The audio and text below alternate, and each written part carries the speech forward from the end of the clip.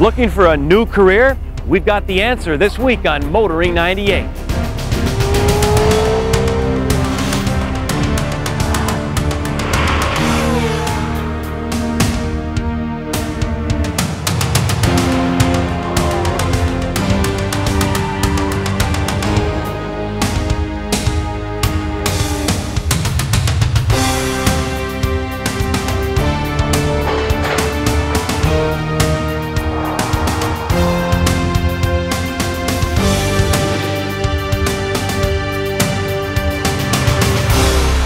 TSN's Motoring 98 is brought to you by Quaker State.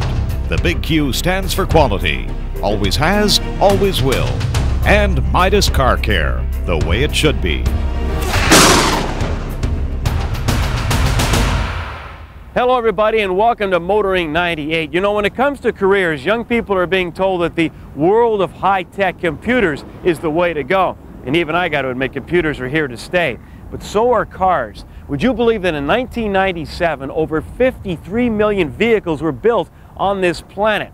Well, this week, we're going to begin by meeting some young folk who believe that by combining cars with computers, you've got the formula to a successful career. Number one, stall testing is not permitted. The scene was the Ontario Science Centre in Toronto, a perfect setting for the CAA National Student Auto Skills Competition. These students have come from across the country, having won their provincial titles. That rear wiper runs all the time. What are the possibilities here? This contest is to find the bugs, and we found the bugs. Each team has its own vehicle. There's usually 10 or 12 of them. And it's all relative to the onboard management, fuel management systems, and the technology that's in these vehicles. No competition bugs apply to airbags or the raw fuel system. You do not have to open any fuel lines. Naturally, there are no faults underneath the car, so the cars don't have to go up in the air. I'm kind of nervous about it in competition. Usually you're not under the stress of competing with other teams in a time limit. What worries you the most right now before you begin? I think my partner, he's kind of nervous. What is that? I don't know. Well, it's the provincials too. I think he's thinking too much. I'm just enjoying the trip. I definitely want to go somewhere in the field, and it's all leading, I think, into electrical and computers, basically. Like, it's the brain of the car now is one little component, you know. You got to deal with that. So if you know electrical, you'll do real well, I'm sure. And prepared still to get your hands dirty? Oh yeah, it'll happen. There's lots of work you can get dirty. They start with a manual, and they start with a snap-on scanner, and from there have to hook things up to get them going.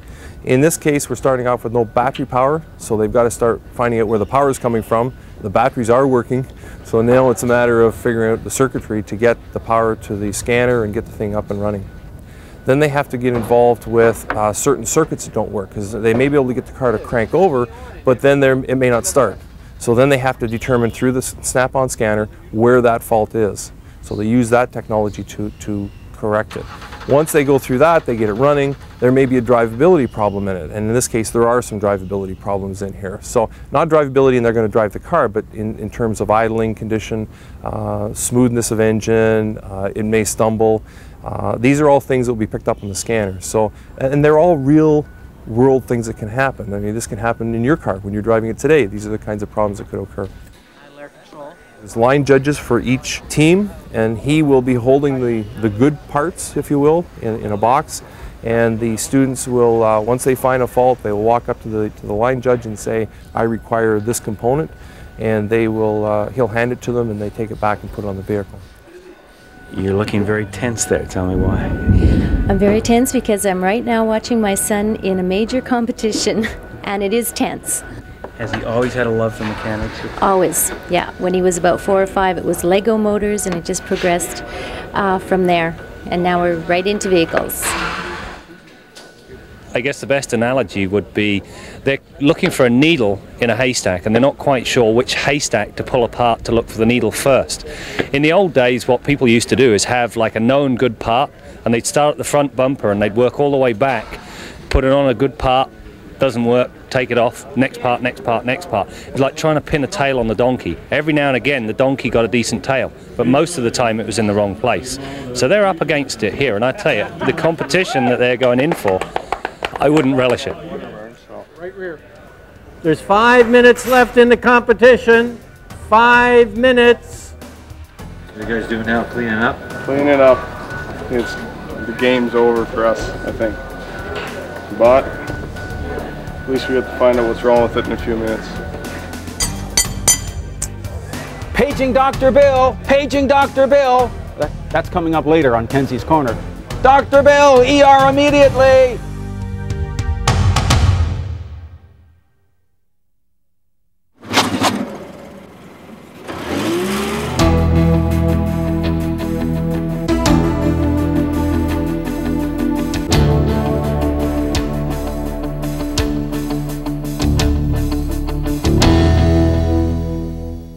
We're on the rugged coast of Newfoundland as we take a look at the all-new 1999 GMC Sierra.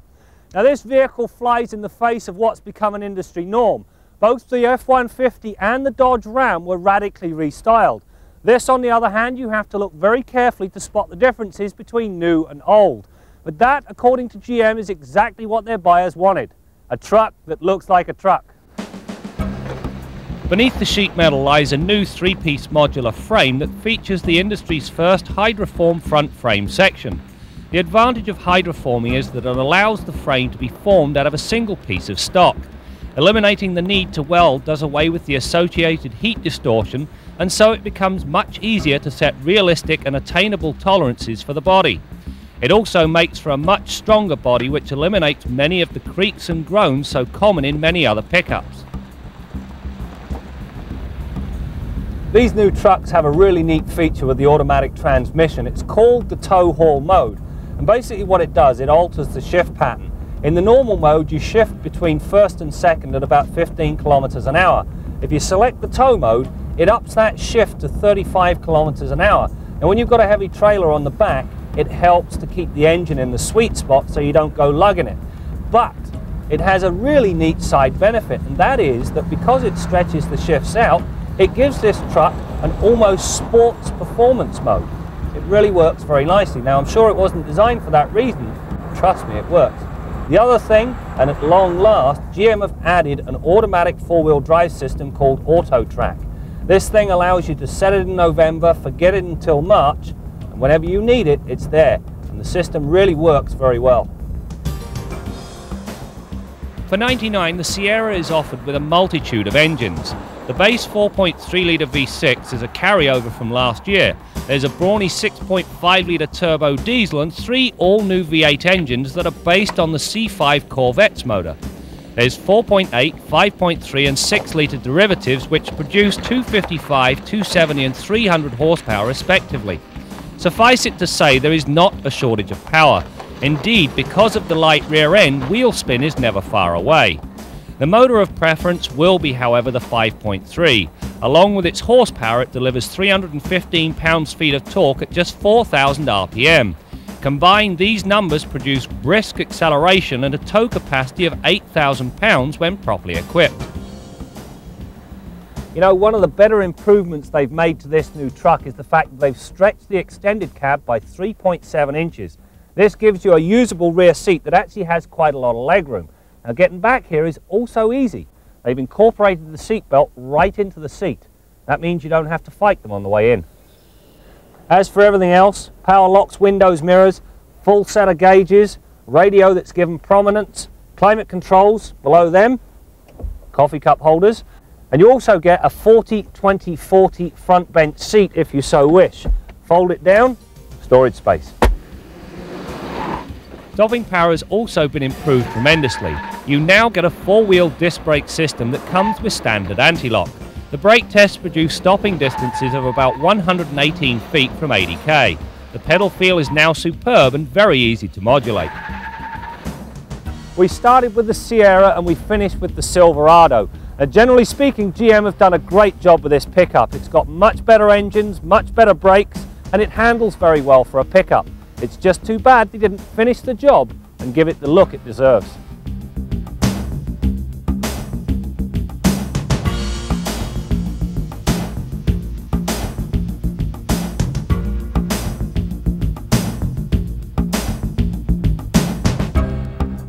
You know, as with all good things in life, our long-term test of the intrigue has come to an end. Now, we've learned a number of things since picking this vehicle up.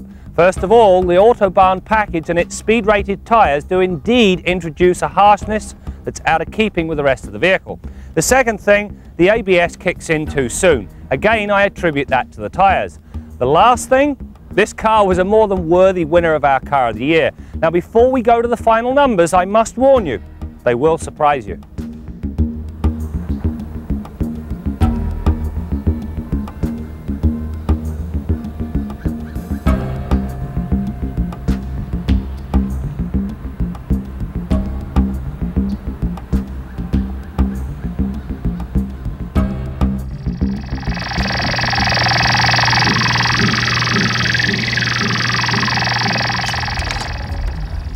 Cocktails, anybody? We're going to be going on a wild chauffeur ride today, 270 miles an hour. It's a 1989 500 SCC Mercedes stretch jet limousine. The car weighs 1,800 or about 2,000 pounds, has 18,000 horsepower. She'll run the quarter mile at 267 miles an hour. We've had her over 300 miles an hour, but like in an air show. We have a Westinghouse J34-36, which comes out of the Navy fighter, the Banshee Navy fighter. It was a Korean War, Vietnam vintage, and it has a 2-stage afterburner. You get strapped in the car, and they say fire it off. You forget there's anybody there. You forget about everything in your life, and you concentrate, and your mind takes over. You throw fuel to the afterburner, pull the trigger, and you're there. You don't even have time to think. If you have time to think, something's wrong. Everything is off your reactions. You don't even have, we call it warp speed. You leave the line, you're pulling 6 positive Gs. About half track, she'll set you back in the seat again, and you go into what they call gray vision or warp vision.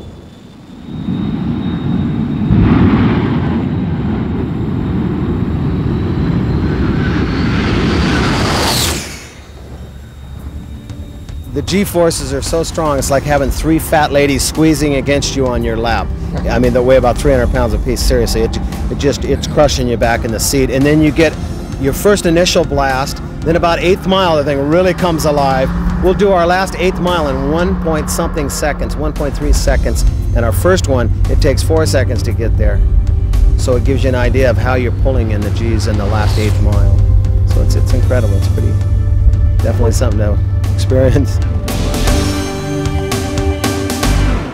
Our Midas tip of the week concerns reattaching your rear view mirror. It's not uncommon for these things to break off. Step 1, mark with a magic marker on the outside of the windshield the old glue line, because that's the spot you want to work back to when you reattach it. Step 2, scrape the old glue off the windshield and the corresponding surface of the mounting pad, and scrape away from yourself so you don't slip and cut. Step 3, get the appropriate screwdriver, Allen wrench, or Torx bit to remove the set screw that secures the mirror to the mounting pad and slide the mounting pad out. Next step, take some alcohol and a clean rag and clean the backside of your mounting pad and the corresponding spot on the inside of the windshield glass. Allow the alcohol to dry, then take your primer, apply the primer to both surfaces once again, and allow 5 minutes for the primer to dry. Next step, tear off the top of the adhesive container. Apply the adhesive to the mounting pad. Spread the adhesive around. You just need a thin coat. Take the mounting pad, then making sure that the curved part of your mounting pad is up, apply the mounting pad squarely over your marked section on the windshield. And here's the tedious part. You've got to hold firm pressure against this mounting pad for several minutes till the adhesive takes to the windshield. Then your final step is to bring in your rear view mirror, slide it down over the pad, and tighten up your set screw. And of course, adjust your mirror where you want it. It's your Midas tip of the week. A portion of Motoring 98 is brought to you by the Solder Seal Gunk family of automotive products, makers of Puncture Seal Gold and Liquid Wrench.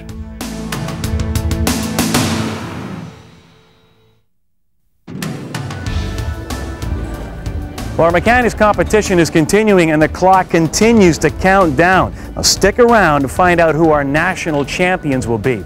Now, you know, these kids know that there'll never be a time in their lives when they know it all. They will always be retraining and keeping up to date, and that includes our own Bill Gardiner. It was a few years ago we met a man whom Bill considers to be his mentor.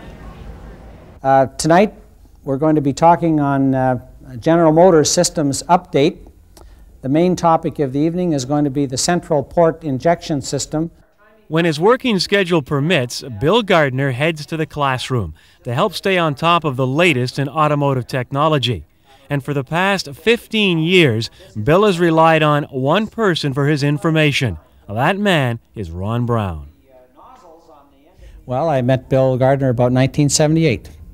I was putting on automotive training courses in the Toronto area. Bill heard about the programs and was one of the fellows that came to my courses in the very early stages of my business. I started business in 1977, by the way. Bill's always been very interested in keeping up to date, and that's what my business is all about, helping to keep mechanics up to date. You know, that you can never stop learning. I mean, you can never know too much, you know, and you can learn from anybody. And as soon as you can sort of tame your ego and figure out that you don't know everything, you're ready to learn. This next slide. First of all, I am a mechanic and have been for about 40 years. And the last 15 years I've been in business for myself training mechanics. Before that, I was working for different companies, and I always wound up doing training of mechanics and apprentices. And I've spent some time in training institutions as well. So I've had a good broad background in automotive training. And in the late 70s, when it was obvious that we were going to be going into fuel injection and computer controls and more electronics in the cars, I felt that this was the time that training was going to be needed to help update mechanics all across the country. And that's what my business is all about. So it has the features of a throttle body injection system with one injector, but it's also got the features of a port fuel injection system where the fuel is delivered at the intake ports. That's where the name central port injection comes from. There's a great future for young people in the automotive business. People are used to driving cars. They're always going to be on the road. They might give up a lot of other things, but they won't give up their car. And sooner or later it has to be fixed. Where a lot of other trades are changing, the automotive trade is changing, but it's going to be here and it's going to be with us for many years to come. And my recommendation is if young people are considering the trade today, there's a really bright future. Well, I haven't trained with Ron recently because he's not doing that anymore, but I did see him a week or two ago, and he's into something a little bit different, still in the automotive field, and he's going to be representing a product for decarbonizing engines that's become a bit of an issue these days and will become more of an issue with emission testing. What's the best advice you could offer to these young students who potentially all want to be Bill Gardiners? Boy, you want to get a real broad base of experience on all kinds of machinery. That's very helpful. And paying attention to all your subjects in high school, particularly physics and chemistry, because there's a lot of tie-ins with the function of an automobile there. And that was one of the things that really interested me about physics class. I always saw the connection between what I was doing there and what I potentially could be doing on a car. They're good at it, they're technicians, but you still have to have a love for it. You still want to be able to fix something and get in there. Absolutely, absolutely. It's got to be in your blood, because it probably doesn't make a whole lot of sense financially. A lot of time it's thankless work, it's dirty work in a lot of cases, in spite of what some people will have you believe. And you're always throwing curves, you're always working on different machinery. As soon as you get on top of one kind of a problem, you know, it's quickly obsolete and you're working on something else. Do you still encourage them? Oh yeah, yeah.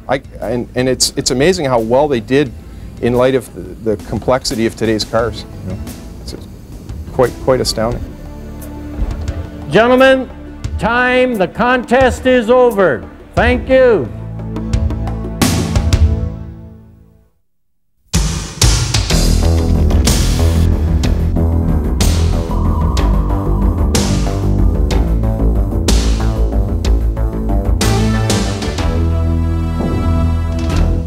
Did you ever think about comparing a medical doctor to an automotive repair technician? Well, you really should, because their jobs are similar in a lot of ways. They both have to diagnose problems and prescribe repairs. But who's got the tougher job? Well, the doctor only has to worry about 2 models. They're both basically the same except for the exhaust system, and they haven't changed in 10,000 years. An automotive technician, well, he or she has got hundreds of models to worry about, 50 or 60 brand new ones every year, and they're changing all the time. Look at the technology improvements in the last 10 years. A doctor's patients can tell him where it hurts. The mechanic's patients, well, they just sit there on the hoist while their owners lie to them. How can they fix anything that way? The doctor has the exalted social status in the community. He walks around calling himself doctor. Can you imagine Bill Gardiner calling himself Mechanic Bill? It's not going to happen.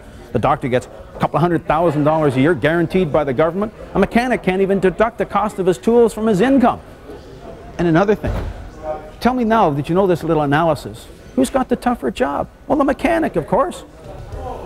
Skilled competitions like the one we're seeing here today, maybe this is the way the car mechanics will finally start getting a bit more respect. And I say, it's about time. I'm Jim Kenzie. And the second place team, A.L. Fortune Secondary School from Enderby, British Columbia. So there you have it. Our 1998 Student Auto Skills champions are Greg Perkins and Chuck Thorne from Saskatchewan. It was nerve-wracking. I was just hoping that no one, well, that we were gonna get it. That's what I was hoping for. How big a deal is it for you? It was big. I've put in 400 or 500 hours getting ready for this, at least, maybe even more, and read service manuals piled that high. Went through everything, and I learned a lot, but it was fun, and I'm glad we won. This going on the resume? Yeah, this is going on the resume. You bet. This is going to be right on the top. I can just imagine what those resumes will look like from these students when they go out seeking employment. And you know, just to echo some of Jim's thoughts, from what we've seen here today, future car owners are in very capable hands. That's it for now. We'll see you next week as we continue to bring you more stories about cars and the people who drive them. TSN's Motoring 98 has been brought to you by Quaker State. The big Q stands for quality, always has, always will, and Midas Car Care, the way it should be.